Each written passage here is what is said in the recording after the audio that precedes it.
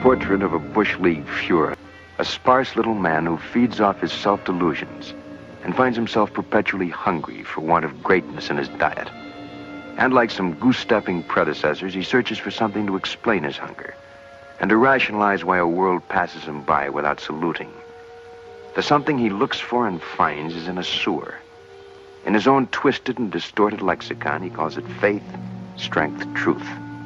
But in just a moment, we'll ply his trade on another kind of corner, a strange intersection in a shadowland called the Twilight Zone. Ahead warp 1, Mr. Sulu. Accelerating to warp 1, sir. 4.7. 0.8.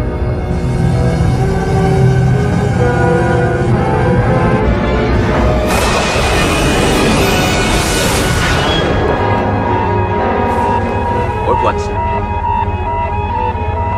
Mr. Decker. Wormhole. Get us back on impulse power. Full reverse.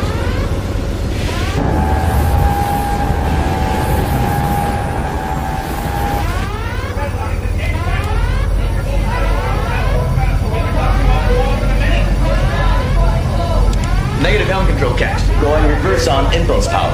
Subspace frequencies jammed, sir. Wormhole effect.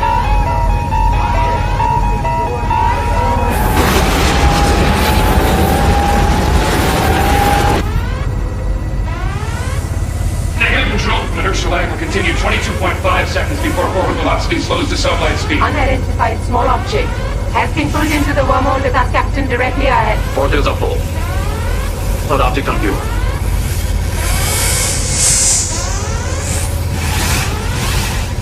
Manual override on helm.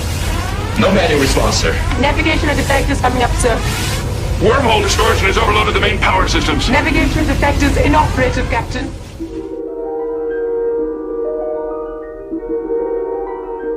There is a fifth dimension, beyond that which is known to man. It is a dimension as vast as space and as timeless as infinity.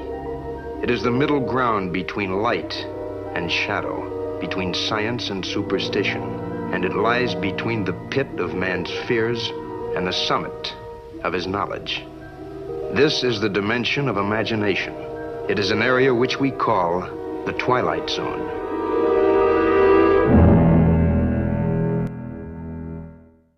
Hello, and welcome to another broadcast of Comics Let's Talk. This week we're going to look at the history of Star Trek and the Twilight Zone in the world of comic books. Clearly, the longest-running comic book franchise has been Star Trek, from Gold Key up until IDW Comics. Hi, my name is Kevin Given. I have a column on the website Comics for Sinners. It's called Given to Me. In this column, we generally look at my franchise of Carl Vincent Vampire Hunter.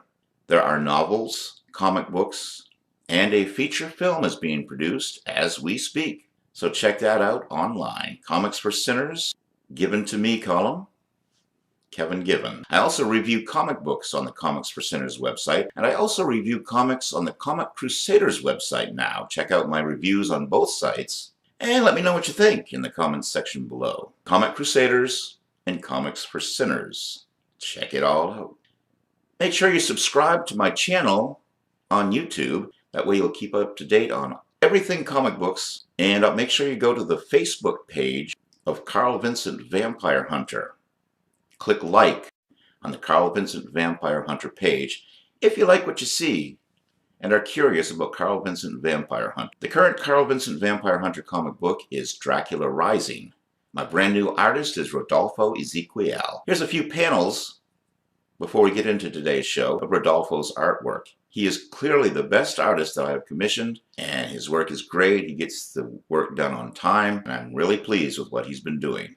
And now, on with today's show. First, we'll start with Star Trek, since that is the longest running franchise in the history of television show comic book adaptations. Beginning in July of 1967, Gold Key Comics published its Star Trek series, launching a comic book franchise that, just like the films, is still going strong to this day. The scribes with the Golden Key gave us 61 issues before the series was rebooted, both in film and comic books. This series began while the show was still on the air, and after the TV series cancellation, The only way that Star Trek fans could get new stories was from the Bantam books and these Gold Key comic books. And for almost 10 years, the only thing on film to do with Star Trek was a Saturday morning cartoon that, though well written and voiced by the original cast, had some really cheesy animation going on, even by 1970s standards. I loved the show. I was 14 when it came out, and I just kind of realized that the live action shows I was watching were reruns, and I wanted some new Star Trek. And the comic books, the novels, and this cartoon kept me going until 1979. And I love the fact that I can still watch new Star Trek today, even if it's not with the original cast, and even if they take some liberties in the current J.J. Abrams films, and they're more action-oriented than the original Star Trek. I still love watching those as well. At first, the Gold Key comics were written and drawn by people who hadn't even seen the series. The main artist for this run was Alberto Giolotti, who had never seen the show at all, and it shows in his depictions. First, the interior of the Enterprise had a decidedly different look to it, and the characters behaved strangely sometimes, not like the TV series counterparts. For example, Spock sometimes clunks a guy over the head with a phaser, as opposed to using his Vulcan nerve pinch. And he can be seen laughing at a miniaturized Scotty in one issue. Plus, the Enterprise can be seen inside a planet's atmosphere, which shouldn't be possible, at least not until the J.J. Abrams reboot. In the original series, the Enterprise was not able to go into the atmosphere of a planet. Plus, they had fire coming out of the warp engines. Oh, the tangled webs we weave. Well, anyway, let's look at the comics now. Issue 1 brings us the first and only appearance of human Janice Rand. Up until issue 11, Scotty is drawn as a young man with blonde hair. Did someone forget to give the artist a picture of our actor James Doohan in costume? I don't know what's going on there. The first Klingons to appear in a Gold Key comic were in issue 14, The Enterprise Mutiny. In my review of Star Trek Discovery on the Comics for Sinners website, I pointed out that with each incarnation of Star Trek, the Klingons change in appearance, and the comic books are no exception. The Klingons were dark-skinned in the television series and had plenty of hair, but in the comic appearances they were frequently bald and had light skin. The Klingon uniforms also changed when seen in the Gold Key comics. Instead of being black with a gold diagonal sash, they became green and sleeveless with the red sash. Now by issue 17, the characters were wearing the correct uniform colors. Before this, everyone was either in lime green or blue. The first appearance of Romulans happened in issue 21. In issue 24, the trial of Captain Kirk, our fearless leader sported an afro as a disguise. Try getting that into a Star Trek comic book today. In today's politically correct atmosphere, it's just not gonna happen. Speaking of politically correct, let's try getting a scene like this into a modern Star Trek incarnation. Well? You're a police officer. I recognize the traditional accoutrements. You were saying you'll have no trouble explaining it. My friend is obviously Chinese. I see you've noticed the ears. They're actually easy to explain. Perhaps the unfortunate accident I had as a child. The unfortunate accident he had as a child. He caught his head in a mechanical rice picker. Yeah, not gonna happen. Where are we, sir? At another place in time, I think. If we check closely, I believe we'll find many of those ships are the ones designated as lost in the Delta Triangle. An alternate universe? Something corresponding to that. The records say every ship lost here vanished without a trace. Most logged communication loss and disorientation just before disappearance. My guess was they entered a window to some other continuum. Anyway, Nurse Chapel would make her first appearance in issue 26, The Perfect Dream. Issues 29, 35, 37, and 45 were all reprint issues. I guess someone couldn't meet a deadline, even on a title that was only released quarterly. Talk about writer's block. And issue 40 introduced us to Dr. McCoy's daughter, Barbara McCoy. Issue number 50, The Planet of No Life, was a sequel to issue number 41, The Evictors. And Barbara McCoy returns in issue 43, but for some reason she had dyed her hair red in this issue. She was a brunette in the earlier issue. Issue number 49, Warp in Space, is a sequel to the original series episode Metamorphosis, featuring the character of Zefram Cochrane, who created the warp drive. And we would also see a different version of Zefram Cochrane in Star Trek The Next Generation, First Contact. Issue number 56 is a sequel to The City on the Edge of Forever, another original series episode, and probably one of the most popular episodes, which is why it was wise for them to do a sequel to that episode. It's one of the better written comics. The final issue would feature Harry Mudd, who appeared in 3 TV episodes with Roger C. Carmel portraying him in both the original series and the animated series. Yes, they were finally starting to get these issues right. I mean, go and figure. I mean, why don't we actually watch some of the episodes of this television series that were adapted into a comic book? I mean, where do I get this stuff? Actually watching episodes of this television series that we are adapting into a comic book. I just don't know where I get it from. I don't know. Does it even make sense? I think it does make a little sense to do that. The 3 main artists for the title were Nivio Zaccara, who only did the first 2 issues. After that, Alberto Giolotti would take over from issues number 3 through 37. For the most part, there's a couple of issues that I don't really think were done by him. He might have had a ghost, and some of the artwork isn't up to snuff with the rest of the series that he drew.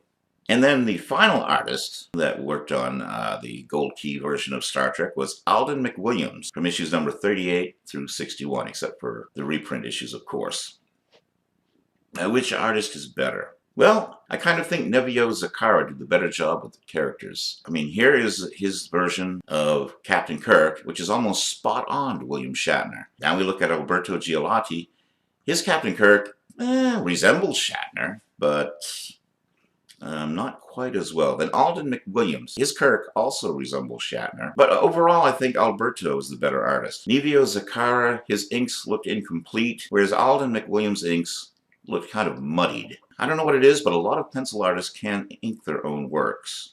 In fact, when Jack Kirby went to DC, I'm one of the ones that really didn't follow him. I know, sacrilege. But I didn't like Jack Kirby inking his own pencils. His lines were thick to begin with when he did pencils. And when Joe Sinnott inked Jack Kirby, they put out some masterpieces together, especially all of those Fantastic Four issues, up to about issue 100. Kirby and Sinnott were a great team. Kirby inking his own work, the lines were just too thick for me. I couldn't get into his DC stuff. I get into it now because of the stories, but back then I could not get into it. So I think Alberto Giolotti overall is the best artist that worked on the Gold Key Star Trek series because his inks really complemented his pencils. He was a good penciler and a good inker, which for some reason is hard to find in the world of comic books. A lot of pencilers, like I said, can't ink their own works. So for my money, even though his Kirk wasn't spot on to Shatner and Spock's ears were sometimes way too big, and he drew every single wrinkle that happened in the uniforms, I still think Giolotti is the best of the Gold Key Star Trek artists. Also, some writers of note on this title, issues 1 through 8 and 1746, are credited as unknown. That's thanks to Gold Key's habit of not listing their credits, though they would start doing so by issue number 47. But they didn't list their credits, and now we don't know who wrote those comics. Len Wein is credited with issues numbers 9 through 16, so he possibly wrote some of those unknown issues too. Wein, of course, would go on to create New X-Men, Wolverine, and Swamp Thing for Marvel and DC Comics. Another problem with Gold Key Star Trek is that they do not number the issues on the cover. You had to guess. You had to go in and read the little fine print underneath the splash page to know what number issue you were getting back then. It's kind of annoying. And I wish they could have numbered their issues the way other comic book companies did. Arnold Drake wrote a few issues, and Arnold would go on to co-create the DC Comics characters Deadman and the Doom Patrol, and the Marvel Comics characters, the Guardians of the Galaxy. And of course, they're really big today at the movie theater. And then George Cashton, who predominantly worked for DC, also gave us some of the better Gold Key Star Trek stories. So, great talent helped craft these early comic books, and by the time Alden McWilliams took over the artistic chores, we actually had creators that had seen the show and were getting it right. But then came this little thing called Star Trek the Motion Picture in 1979, and Gold Key would lose their rights to do Star Trek. Which leads us to the first Marvel incarnation of Star Trek comics. We'll take a brief look at that. There was only 18 issues, and then we'll go on to look at DC Comics Star Trek and the other Marvel, Malibu, and other comic book companies, IDW, that did Star Trek later on down the line. But we'll conclude this look at Star Trek comics with Marvel's first run. Now, when I first learned that the rights to Star Trek were going to Marvel, I was ecstatic. I loved Star Trek, and Marvel Comics Group was my favorite comic book company. Most of the Gold Key Star Treks were passable, and they finally got the series right thematically and technologically. But Marvel, I was sure, would do the better job. The writing would be better. The art would be far superior. Like when they acquired Star Wars, they would surely unleash their best talent on the franchise. No. Sadly, that wouldn't happen. The art was handled mostly by Dave Cockrum and Klaus Janson early on. And they're both good artists, but for some reason, they kept these issues looking dark and muddy, which actually was a lot like the motion picture, so I guess. Okay, I guess it's probably what they were going for. I don't know. Then after several issues, the title was handed to different artists and writers each month, who kept the flow uneven at best. In addition to ghosts, ghouls, gnomes, and goblins, the Enterprise would also face the Loch Ness Monster. You heard right. Nessie, the Loch Ness Monster in outer space. Yeah, that has to be seen to be believed. Gold Key's comics started silly and got serious, and so did Marvel's. After issue 11, we got a few gems for issues, including the one that featured McCoy's daughter. So the first 18 issues of Marvel's Star Trek comic were decidedly kind of weak, to say the most. That's the best we could say. Gold Key started really silly. They were fun to read, like watching Plan 9 from Outer Space or Tommy Wiseau's The Room. They're fun.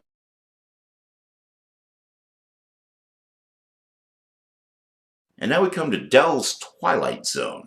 The first issue of the Twilight Zone, produced by Dell Comics, appeared in May 1961. The first two issues were part of Dell's second four-color comic series, first in 1961 and then again in 1962. The Dell series, however, would only run for another 2 issues before Western Publishing decided that they wanted to develop and publish some of their shared comics titles on their own under their new Gold Key imprint. And this included the Twilight Zone. The first issue of the new series appeared in November of 1962 with the Gold Key logo on the cover and a number 1 in the issue's indicia, demonstrating clearly that this was a new start for the series. Despite the reboot of the issue numbering, the series was a continuation of the Dell series in many ways. It shared the same format, and much of the same talent from the Dell series migrated to the Gold Key title, including artists George Evans, Reed Crandall, and Ben Odd. After Western Publishing decided to split from Dell Comics in 1962 and form their own comic line, they acquired a number of titles to be released under the Gold Key imprint. The Gold Key version of the Twilight Zone was started in November of 1962. Although it was a continuation of the previous Dell title, under Gold Key Comics, the series was printed for 91 issues before coming to a close in 1979. During the 1970s, Western Publishing was forced to downsize its publication range and scope, as were many comics companies such as DC Comics, which went through what has become to be called DC implosion. The downturn had reduced much of the country's original output, but the Gold Key imprint was able to continue printing licensed properties, such as the Twilight Zone, at least until 1981,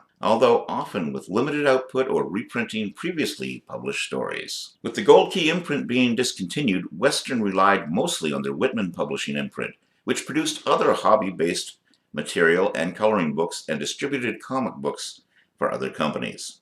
In 1982, an attempt at reviving the Twilight Zone series was made under the Whitman logo, even continuing the numbering from the Gold Key imprint. The issue, number 92, was published in May. Notable talent. In its 16 years of publication, a number of notable comic talents worked on the series, including the aforementioned Len Wein, who also worked on their Star Trek issue. We noted that he created Swamp Thing, X-Men, Wolverine. So Alex Toth, creator of Space Ghost, Herculoids, and Birdman, worked on that comic book as well. Then there was Walt Simonson. He created Star Slammers, of course, and one of the most popular runs on the Thor series, which featured Beta Ray Bill, an alien who would wield Mjolnir for a short time. And then there was George Russo's, Jack Kirby's inker on early issues of the Fantastic Four and the Avengers number 4, which reintroduced Captain America. Also Jose Luis Garcia Lopez, an Eisner Award winner for his art in DC Comics' Twilight, and he worked on issues such as number 65, The Story of the Unseen. Jack Abel, who inked the introduction of the Wolverine character. Also Leo Dorfman, who wrote similar stories for DC Comics' Ghosts. Then there was Joe Certa, who designed the Martian Manhunter for DC Comics. And finally, one of the most popular comic book creators of all time, Frank Miller. Of course, if you don't know that name, then you don't read comic books. Batman, The Dark Knight, 300, Sin City, and so much more. He worked for this title as his first professional job in the comics industry. Check out issue number 84 for more details. All right, that's all the time we have today for this look at Gold Key Comics and early Marvel Comics, Star Trek, as well as the Twilight Zone. Also, don't forget, check out my comic book reviews on both the Comic Crusaders and the Comics for Sinners websites. Don't forget my column, Given to Me. And in that column, we take a look at my own franchise of Carl Vincent Vampire Hunter, what's going on in the world of animation, also the making of the major motion picture, starring yours truly as Carl Vincent. We'll discuss that in the column. And of course, we're going to look at the Carl Vincent Vampire Hunter comic books. In fact, I'm leaving you now with some pages from my newest artist, Rodolfo Ezequiel. The issue in question is Dracula Rising #2. If you want to check out Dracula Rising #1, we have a different artist, Dennis Magnant, who drew Carl Vincent Vampire Hunter, Dracula Rising #1, and it is available in both black and white and color on the Indie Planet website. Check it out. The black and white version is free, so you can read the first issue absolutely free if you're interested at all. That's on Indie Planet, also Drive-Thru Comics, and you can get some free issues digitally of Carl Vincent Vampire Hunter comic books on Drive-Thru Comics as well as Indie Planet. Dracula Rising #1, black and white version is free. The color version is 99 cents. So until next week, this is Kevin Given with Comics Let's Talk, Gold Key, and Marvel Star Trek, Gold Key, Twilight Zone. Till next week, have a good week and keep reading those comic books.